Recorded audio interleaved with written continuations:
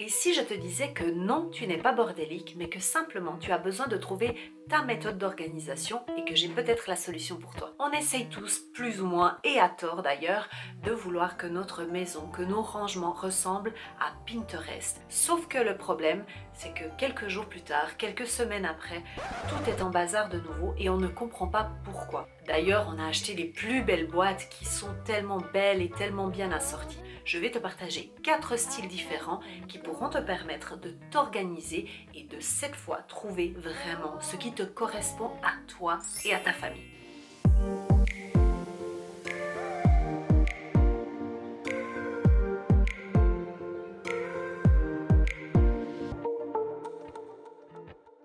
Hello toi, j'espère que tu vas bien. Mon nom est Annalise. Je suis ici pour t'aider à te sentir bien chez toi, pour te sentir bien en toi grâce au désencombrement matériel et mental. Et si tu désires être bien organisé chez toi et avoir une maison ordonnée et rangée au quotidien, je t'invite à télécharger mon guide qui est complètement gratuit. Et aujourd'hui, on va parler de 4 organisations différentes, de 4 styles différents qui m'ont été inspirés par Cass de Clutterbug. Cette dame est une experte en organisation et elle a aidé des centaines, peut-être même des milliers de familles à s'organiser et elle a remarqué qu'il y avait en fait 4 catégories qui se distinguaient d'organisations différentes. Ces 4 catégories, elle les a appelées par des noms d'insectes. Pourquoi insectes? Ça semble un peu bizarre entre organisation et insectes. Tout simplement parce que elle, son site internet s'appelle Clutterbug, qui est l'insecte désorganisé. Donc du coup, tout naturellement, elle les a en fait séparés en 4 par nom d'insectes. Les 4 noms différents sont le papillon, le criquet, l'abeille et la coccinelle. Et toi déjà, quel insecte tu penses que tu es? Déjà sans savoir quel type d'organisation correspond à ces 4 insectes. Je serais assez curieuse de voir tes réponses et à la fin de la vidéo, tu me diras exactement si tu avais raison ou pas. J'aime bien les petits jeux comme ça tout de suite. Donc, il y a 4 catégories, comme tu l'as compris, qui se divisent en subcatégories. 2 subcatégories que j'ai identifiées. C'est la catégorie macro et micro, c'est-à-dire que macro, ce sont des personnes qui aiment organiser dans de plus gros contenants, donc de plus grosses boîtes, ne pas avoir à séparer en beaucoup de fois si tu veux, et les micro-organisateurs, c'est-à-dire ceux qui aiment bien diviser et rediviser. Donc eux, pour eux, les boîtes avec beaucoup de tiroirs, de séparation, etc., ça leur convient assez bien.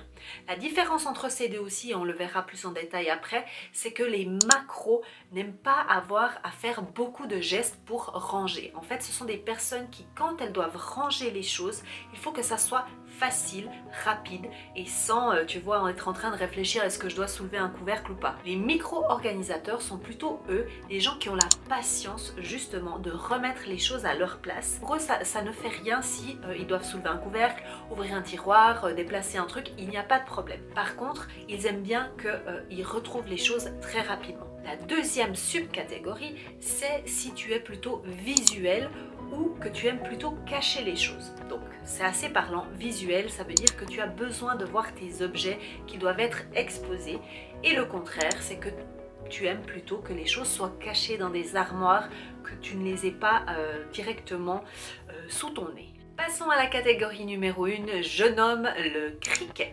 Et oui, le criquet, pourquoi j'ai choisi celui-ci en particulier en tout premier, c'est tout simplement parce que dans les magasins, ce sont ces objets-là d'organisation, de rangement que tu vas trouver le plus souvent. Et ça peut correspondre à certains styles d'organisation, notamment le criquet, qui lui va être justement dans tout ce qui est micro-organisation. Donc il va aimer séparer les choses en plusieurs catégories, et il va aussi être plutôt un type d'organisateur qui va cacher les choses.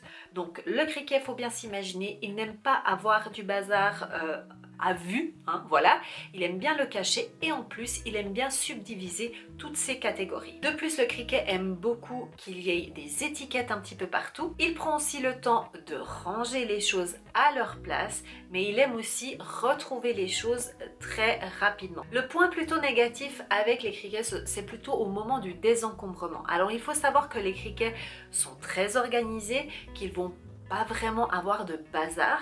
Par contre, quand ils doivent faire du désencombrement, parce que tout le monde a besoin de faire du désencombrement à un certain moment, ils ont un petit peu de mal après à réussir à catégoriser les choses qu'ils doivent remettre en place. C'est-à-dire qu'ils vont en fait souvent micro-catégoriser justement, donc ils vont séparer en beaucoup trop de piles et ça va être un petit peu, comment on dit, overwhelming? Je sais pas comment on dit. Bref, ça va un petit peu les stresser parce que justement, il y aura toutes ces catégories.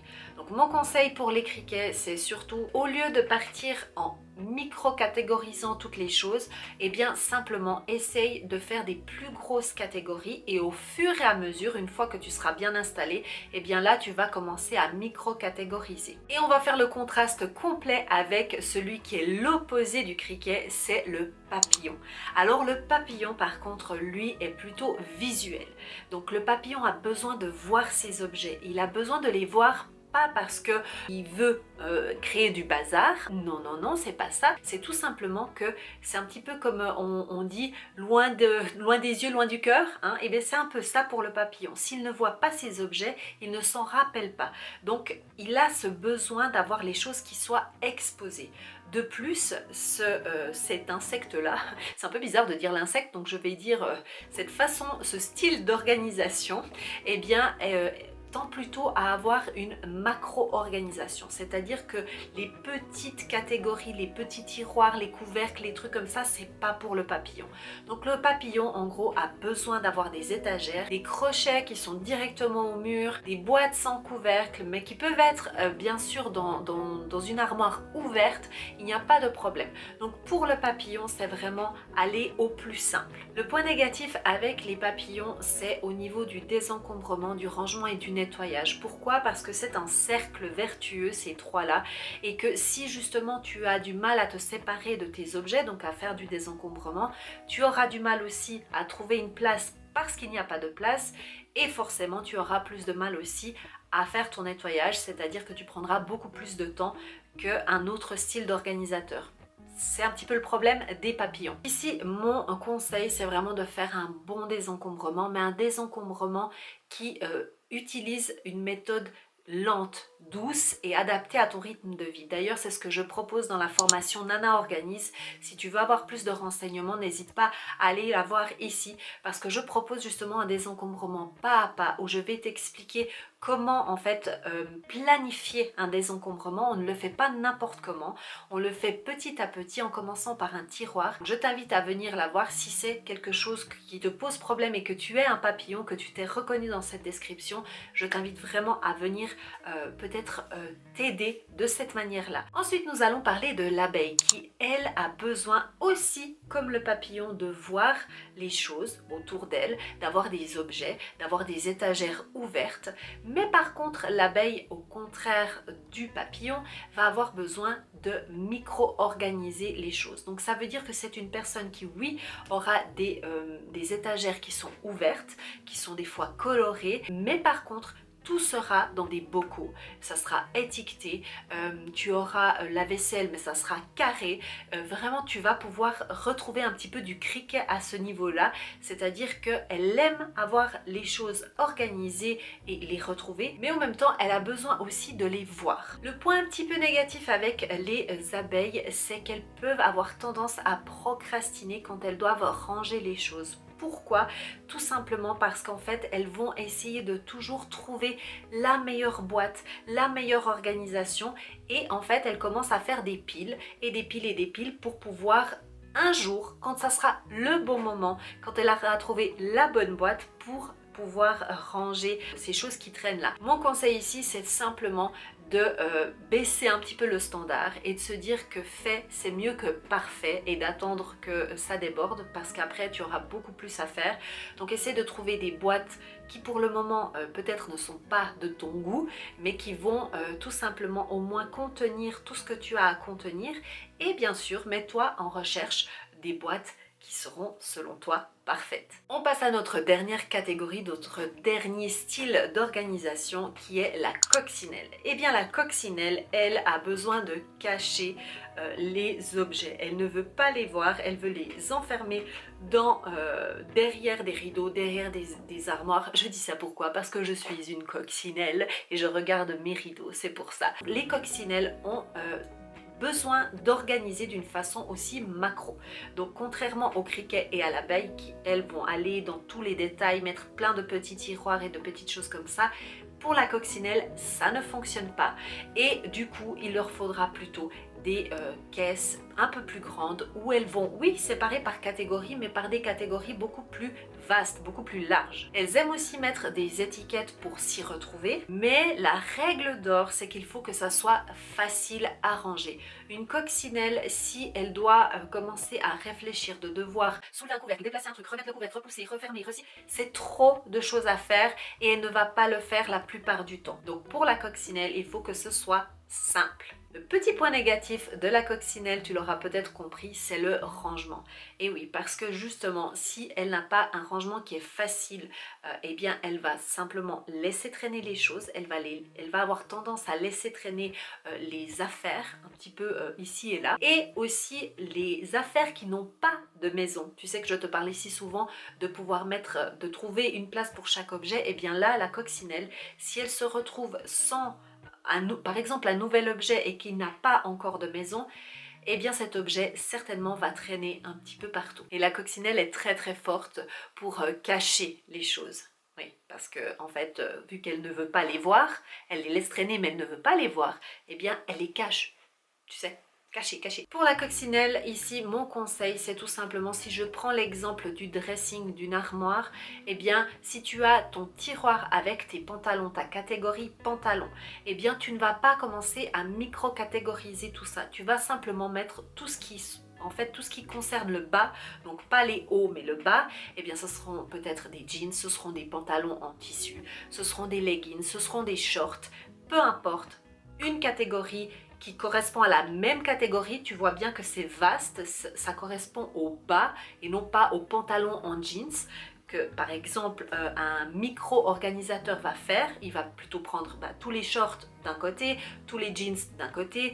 Il y en a des qui vont même faire les jeans bleus, les jeans noirs. Hein. Bon, eh bien non, la coccinelle a besoin d'avoir juste un tiroir avec les bas que tu peux séparer un petit peu dans le tiroir, bien entendu, mais il faut que ça soit facile. Maintenant, je tiens aussi à préciser que tu peux être aussi un mélange un petit peu des deux. Par exemple, moi, dans mon cas, je pense que j'ai une petite tendance, des fois, à être un petit peu criquet pour certaines choses. Donc, j'aime qu'il y ait plutôt des micro-catégories dans certaines catégories aussi de ma vie, et dans d'autres, je dirais que dans le 80% de ma vie, voire 90% pour les Français et 90% pour les Suisses, eh bien je pense que je suis une coccinelle, mais par contre il y a certaines catégories où j'ai vraiment besoin de catégoriser et que ça soit, tu vois, un peu au millimètre près.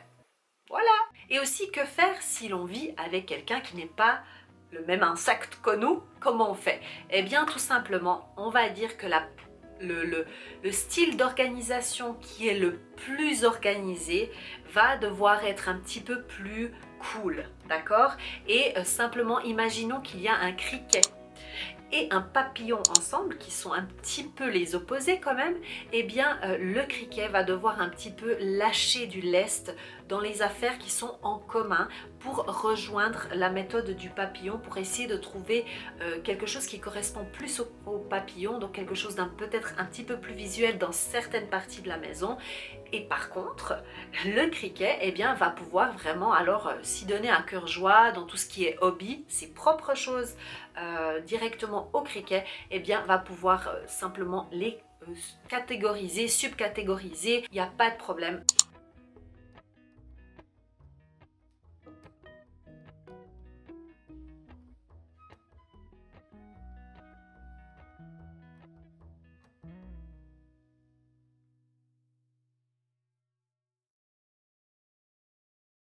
Ah non, en fait, je ne veux pas être un papillon.